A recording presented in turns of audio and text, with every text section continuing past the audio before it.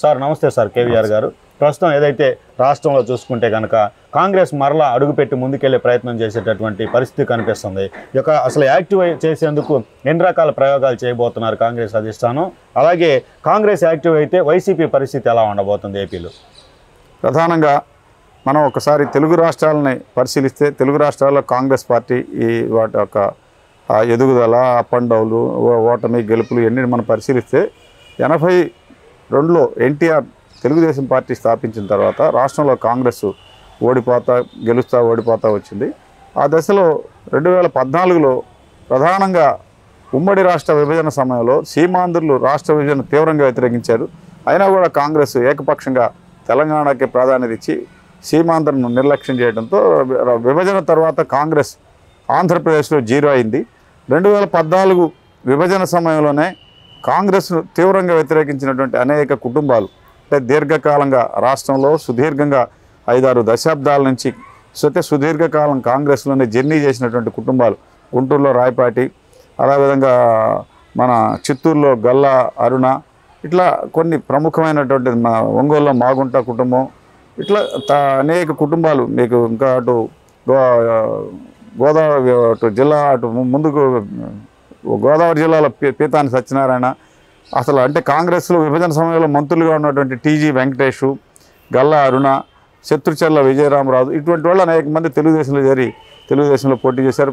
అనంతపురంలో జేసీ కుటుంబం, అలా అనేక మంది 2014లో అధికారంలోకి వచ్చిన తర్వాత 2019 ఎలక్షన్ నాటికి పనబాక లక్ష్మి, కర్నూలులో కోట్ల సూర్యప్రకాష్ రెడ్డి, విజయనగరంలో శత్రుచర్ల కిషోర్ చంద్రదేవ్, ఇటువంటి కుటుంబాలు కూడా కాలానుగుణంగా తెలుగుదేశంలో చేరాయి. ఇప్పుడు 10 ఏళ్ల తర్వాత 2 ఎన్నికల్లో రాష్ట్రంలో మురిగిపోయిన ఓట్ల కంటే 100 కూడా తక్కువ ఓట్లు వచ్చినాయి కాంగ్రెస్లో. ఇప్పుడు అటు కర్ణాటకలో ఇటు తెలంగాణలో అధికారంలో రావడంతో ఆంధ్రప్రదేశ్లో కాంగ్రెస్ని కొంత పునరుద్ధరణ చేయడానికి, కొంచెం స్ట్రెంగ్తెన్ చేయడానికి ఏఐసిసి పూర్తిగా రంగంలో దిగింది. కొంచెం ఇప్పటివరకు మిగిలిపోయిన నాయకుల్ని కొంచెం కాంగ్రెస్లో ఉంచి, ఒకవైపు రాష్ట్రంలో జగన్ పాలన విఫలం కావడం, ప్రభుత్వం మీద వ్యతిరేకత ఎక్కువగా ఉండటంతో ఇప్పుడు మనం కొత్తగా ఒక స్ట్రాటజీని చేద్దామనే ఉద్దేశంతో కొత్తగా ఇప్పుడు రాజశేఖర రెడ్డి కుమార్తె షర్మిలాను పిసిసి అధ్యక్షురాలుగా చేయాలనే ప్రయత్నాలు జరుగుతున్నాయి. అంటే మనం 4-5 ఏళ్ల నుంచి, అంటే జగన్ సీఎం అయిన కాడి నుంచి కానీ అంతకుముందు కానీ ఆంధ్రప్రదేశ్ అటు ఉమ్మడి కానీ ఇప్పుడు తెలంగాణ ఇటు ఆంధ్రప్రదేశ్లో పరిశీలిస్తే వైఎస్ కుటుంబం కీలకంగా వ్యవహరిస్తోంది. ఎన్నికల ముందు అంటే సార్వత్రిక, అంటే విభజన సమయంలో ఒకవైపు, విభజన తర్వాత తెలంగాణలో కేసీఆర్ టీఆర్ఎస్ని కాంగ్రెస్లో కలిపేస్తాడు, ఇటు ఆంధ్రప్రదేశ్లో జగన్ సీఎం అవుతాడు, 2 రాష్ట్రాలు మనం ఉందామనే స్ట్రాటజీతో వాళ్ళు విభజనకి అంగీకరించారు. అది తర్వాత అటు కేసీఆర్ కాంగ్రెస్లో టీఆర్ఎస్ని విలీనం చేయకపోవడం, ఇటు ఆంధ్రప్రదేశ్లో తెలుగుదేశం అధికారులు రావడంతో 2 చోట్ల కాంగ్రెస్ క్లోజ్ అయిపోయింది. ఇప్పుడు 10 ఏళ్ల తర్వాత తెలంగాణలో అధికారంలోకి వచ్చారు. తెలంగాణలో అధికారంలోకి వచ్చిన సమయంలో, అంటే కనీసం 5-6 నెలల ముందు మనం తెలంగాణ రాజకీయాలు పరిశీలిస్తే 2019లో జగన్ సీఎం అయిన తర్వాత అనేక కారణాలు, కుటుంబపరమైన సమస్యలు కానీ రకరకాల కారణాలతో జగన్కి ఆయన సోదరి షర్మిలకు విభేదాలు వచ్చి ఆమె షర్మిల, అంటే ప్రధానంగా షర్మిలకు ఎంపీ టికెట్ ఇస్తామనో లేకపోతే రాజ్యసభ సీట్ ఇస్తామనో అంతకుముందు చెప్పారు. ఆ సీట్ అవి ఫుల్ఫిల్ చేయకపోవడంతో ఆమె అసంతృప్తికి గురైందని చెబుతున్నారు. ఆమె తెలంగాణలో వైఎస్ఆర్సీపీ తెలంగాణ, వైసీపీ తెలంగాణ వైసీపీ అనే పేరుతో ఇక్కడ ఉన్న ప్రాంతీయ పార్టీ స్థాపించారు. ఆ సందర్భంగా అనేక మంది అనుచరుల ద్వారా, తల్లి ద్వారా కూడా చెప్పించినా కూడా ఆకుండా పార్టీ పెట్టారు. అక్కడ తెలంగాణలో కేసీఆర్కి వ్యతిరేకంగా ఆమె దాదాపు 3-4 సంవత్సరాలు సుదీర్ఘమైనటువంటి పాదయాత్ర చేసి పోరాటం చేసి ఆ ప్రభుత్వ విధానాన్ని ఎండగట్టడంలో సక్సెస్ అయ్యారు. దాంతో తెలంగాణలో కొంచెం కేసీఆర్కి వ్యతిరేక ఓట్లన్నీ కూడా చీలిపోయే అవకాశం ఉందనే ఉద్దేశంతో కాంగ్రెస్ వాళ్ళు ఒక స్ట్రాటజీ చేసి షర్మిలను కాంగ్రెస్కు దగ్గరగా చేరుద్దామనే ఒక దీర్ఘకాలిక ప్రణాళికను, ఒక రోడ్ మ్యాప్ను తయారు చేసి ప్లాన్ చేశారు. దానిలో భాగంగా అదే సమయంలో కర్ణాటకలో కాంగ్రెస్ అధికారంలోకి వచ్చింది. వైఎస్ కుటుంబానికి సన్నిహితంగా ఉండే డీకే శివకుమార్ కర్ణాటక పీసీ అధ్యక్షుడిగా ఉన్నాడు, కర్ణాటక డిప్యూటీ సీఎం అయ్యాడు. కర్ణాటక చెందినటువంటి మల్లికార్జున్ ఖర్గే ఏఐసిసి అధ్యక్షుడిగా ఉన్నారు. ఇలా అనేక పక్కన అందులో మనకు ఉమ్మడి రాష్ట్రానికి కానీ ఇప్పుడు ఆంధ్రప్రదేశ్లో తెలంగాణ కానీ కర్ణాటక సరిహద్దుగా ఉంటుంది. దాంతో ఇటు వైఎస్ కుటుంబంతో డీకేకి ఉన్న సంబంధాలు రీత్యా ట్రబుల్ షూటర్గా ఉన్న డీకే శివకుమార్ను తెలంగాణ ఎన్నికల్లో కీలకంగా బాధ్యతలు అప్పగించారు. డీకే శివకుమార్ 4-5 నెలలు తెలంగాణ ఎన్నికలకు ముందే షర్మిల ఆధ్వర్యంలో ఉన్నటువంటి వైఎస్ఆర్సీపీ తెలంగాణను కాంగ్రెస్లో మెర్జీ చేయడానికి ఒక పక్కా ప్రణాళిక తయారు చేసి నేరుగా ఢిల్లీలో సోనియా గాంధీ, మల్లికార్జున ఖర్గే, రాహుల్ గాంధీ, ప్రియాంక గాంధీతో అనేక దశలవారీగా చర్చలు జరిపారు. ఆ సందర్భంగా అనేక చర్చల సందర్భంగా తెలంగాణ కాంగ్రెస్ నాయకులంతా కూడా షర్మిలాని కాంగ్రెస్లో తెచ్చుకోండి, కానీ తెలంగాణలో మాత్రం ఇక్కడ ఉపయోగించవద్దు, మీరు పూర్తిగా ఆంధ్ర రాజకీయాల్లో వాడుకోండి. నిన్నటిదాకా మేము వైఎస్ కాంగ్రెస్ నాయకుడిని ప్రచారం చేసాం, ఈమె వైసీపీ ఏమని మా కాంగ్రెస్ వ్యతిరేకంగా ప్రచారం చేసింది అని వాళ్ళు అనేక అడ్డంకులు సృష్టించారు. దానిలో భాగంగా ఆ సమయంలో డీకే శివకుమార్ షర్మిలకు కర్ణాటక నుంచి రాజ్యసభ సీట్ ఇచ్చి అక్కడ ఆంధ్రాలో పీసీసీ పగ్గాలు అప్పచెప్దాను ప్రపోజల్ చేయటం, ఆమె సూత్రప్రాయంగా వైఎస్ఆర్సీపీ తెలంగాణను కాంగ్రెస్లో కలపడానికి అంగీకరించడం, ఇవన్నీ దశల వారీగా అనేక వ్యవహారాలు నడిచాయి.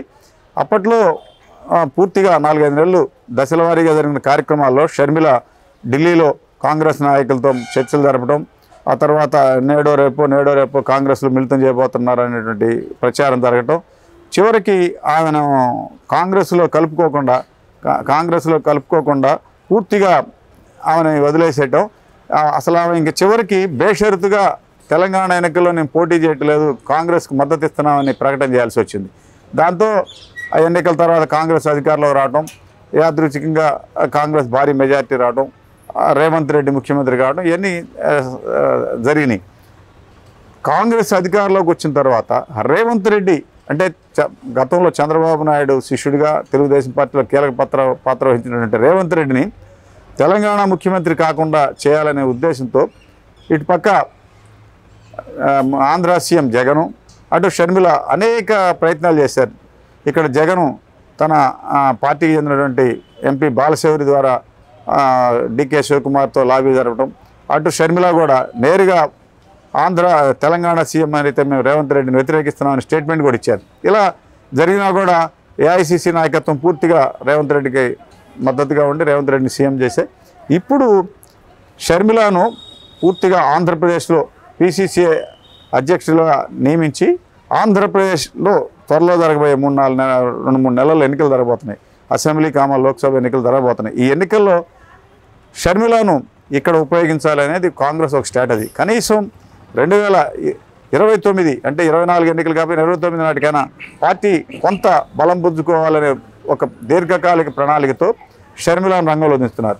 ఒకవైపు జగన్ పూర్తిగా విఫలం కావడం, 5 ఏళ్ళు జగన్ పాలన మీద వ్యతిరేకత రావడం, ఈ ఎన్నికల్లో జగన్ ఓడిపోతాడనే వాతావరణం రావడంతో వైఎస్ కుటుంబానికి చెందినటువంటి షర్మిలను తిరిగి రంగంలో పెడితే ఇప్పటి వరకు ఇంకా కాంగ్రెస్లో ఉన్నటువంటి జేడీ శీలం, కేవీపీ రామచంద్రరావు, కాసు కృష్ణారెడ్డి అంటే అనేక మంది ఇంకా పాత నేతలు కొంతమంది ఇంకా పార్టీలోనే డాక్టర్ చింతామోహన్, శైలజానాథ్, తర్వాత రఘువీరారెడ్డి ఇట్లా కొంతమంది నేతలు ఉన్నారు. వాళ్ళందరితో కొంచెం కొత్త క్యాడర్ని బలోపేతం చేసి వైఎస్ కుటుంబంకి చెందిన షర్మిలను తెర మీద తీసుకొస్తే కొంత లబ్ధి కొంచెం పుంజుకుంటుందనేటువంటి భావన ఒకటి. మరోవైపు ప్రధానంగా తెలంగాణ ఎన్నికల రోడ్ మ్యాప్ని విజయవంతం చేయడంలో ఆ రాష్ట్ర పార్టీ ఇన్ఛార్జిగా వహించినటువంటి మాణిక్యరావు ఠాగూర్ని ఇప్పుడు ఆంధ్రప్రదేశ్ ఇన్ఛార్జిగా నియమించారు.